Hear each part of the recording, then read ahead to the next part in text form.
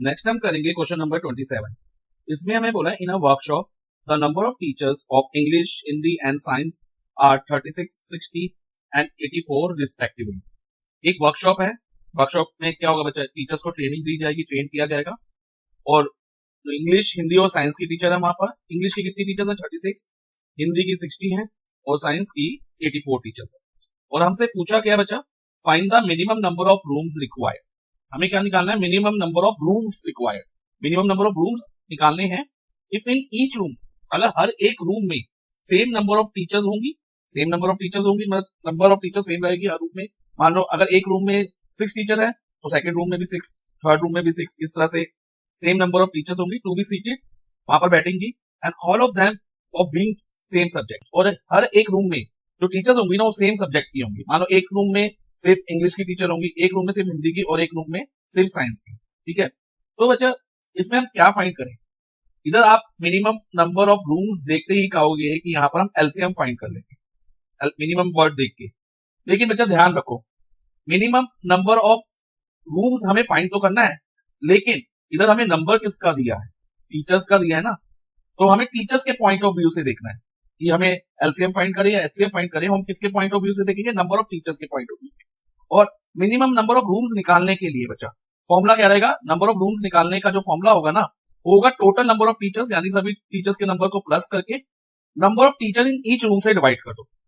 मतलब जितनी भी टीचर्स हैं, लाइक 36 प्लस 60 प्लस 84 करके जो टोटल नंबर ऑफ टीचर्स आ जाएगी, उसको number of teacher in each room से हम डिवाइड कर देंगे। ठीक है, लेकिन अब नंबर, हमें जो नंबर ऑफ रूम चाहिए मिनिमम चाहिए। अगर नंबर ऑफ रूम हमें मिनिमम रखना है ना बच्चा, तो जो नंबर ऑफ टीचर्स है ना वो मैक्सिमम होनी चाहिए। फॉर एग्जांपल, अगर नंबर ऑफ टीचर्स 60 हो और एक रूम में मान लो 5 टीचर्स सिट कर रही हो, बैठ रही हो 5 टीचर, तो कितने रूम चाहिए होंगे? 12। ठीक है, अब मान लो नंबर ऑफ टीचर फिक्स है 60, लेकिन number of teacher in one room हम बढ़ा दें, मतलब इंक्रीज कर दें। अब नंबर ऑफ रूम्स रिक्वायर्ड कितने होंगे? अब नंबर ऑफ रूम्स रिक्वायर्ड कितने होंगे? 10 रूम्स रिक्वायर्ड होंगे। देखो जैसे जैसे नंबर ऑफ टीचर बढ़ रहा है, बढ़ेंगे, तो नंबर ऑफ रूम्स रिक्वायर्ड कम होते जाएंगे। तो एक टाइम आएगा नंबर ऑफ टीचर अगर मैक्सिमम हो जाए तो नंबर ऑफ रूम्स क्या हो जाएंगे? कम होते होते मिनिमम हो जाएंगे। तो ये आपको माइंड में रखना है। तो मिनिमम नंबर ऑफ रूम्स हमें कब पता चलेगा? जब हमारे पास number of teacher in each room maximum होंगे। अब वर्ड मैक्सिमम को हम हाईएस्ट भी कह सकते हैं। तो हाईएस्ट वर्ड आ गया, एक तो हमारे पास क्या आ गया? Highest word.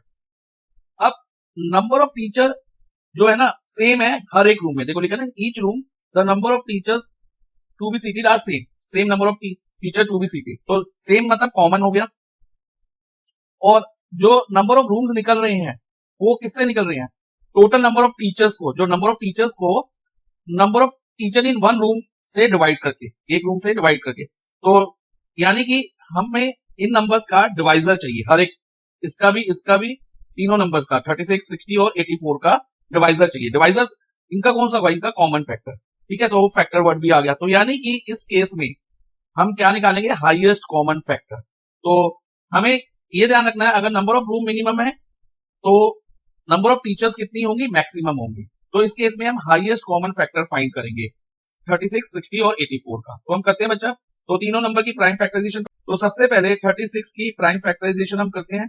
36 2 से जाता है, 36 को 2 से डिवाइड करेंगे 18, 18 2 से डिवाइड होगा 9, 9 3 से डिवाइड होता है, और 9 को 3 से डिवाइड करके हमें 3 मिलेगा, और 3 को 3 से फाइनली करेंगे तो 1 आ जाएगा। तो 36 की प्राइम फैक्टराइजेशन हमारी हो गई 2, दो बार आ रहा है तो 2 raise to power 2 multiply by 3 raise to power 2, क्योंकि 3 हमारा कितने टाइम्स आ रहा है? 2 टाइम्स। अब नेक्स्ट नंबर 60, इसकी प्राइम फैक्टराइजेशन हम करते हैं बच्चा। 60 की प्राइम फैक्टराइजेशन करें तो पहले 2 से जाएगा, 60 डिवाइडेड बाय 2 30, 30 भी 2 से डिविजिबल है, 15, 15 अब 3 से डिवाइड हो जाता है तो इधर 5 आएगा, और 5 को 5 से डिवाइड करेंगे 1। सो प्राइम फैक्टराइजेशन ऑफ 60 हमारी क्या हुई? 2 टाइम्स 2 है तो 2 दो बार आ रहा है तो 2 स्क्वायर, और 3 कितनी बार आ रहा है बच्चा? 1 टाइम ओनली, तो 3 रेज़ टू पावर 1, और 5 भी एक बार आ रहा है तो ये 5 रेज़ टू पावर 1 हो जाएगा। अब 84 की प्राइम फैक्टराइजेशन हम करते हैं। 84 की अगर प्राइम फैक्टराइजेशन करें तो 84 2 से जाता है तो 42 आएगा, 42 को 2 से करेंगे 21, 21 3 से जाता है तो 7, और 7 प्राइम नंबर है तो फाइनली 7 7 से डिवाइड होगी तो 1 आ जाएगा। तो 84 की प्राइम फैक्टराइजेशन हमारी हो गई बच्चा, 2 दो बार आ रहा है तो 2 स्क्वायर, 3 ओनली 1 टाइम आ रहा है तो 3 रेज़ टू पावर 1, और 7 ओनली वन टाइम आ रहा है, तो 7 रेज टू पावर 1। तो तीनों नंबर की प्राइम फैक्टराइजेशन हो गई। अब हम HCF कैसे लेते हैं, हाईएस्ट कॉमन फैक्टर। यही होगा बच्चा, जो HCF होगा ना, वो number of teacher in each room आएगा, और वो हाईएस्ट नंबर होगा number of teacher in each room का। तो अब देखो बच्चा, HCF में हम कॉमन प्राइम फैक्टर की स्मॉलेस्ट पावर लेते हैं। देखो बच्चा, इधर कॉमन प्राइम फैक्टर एक 2 दिख रहा है, तीनों नंबर में आ रहा है 2, और इसकी स्मॉलेस्ट अगर पावर देखे तो 2 ही रहेगी, क्योंकि सेम ही है तीनों में।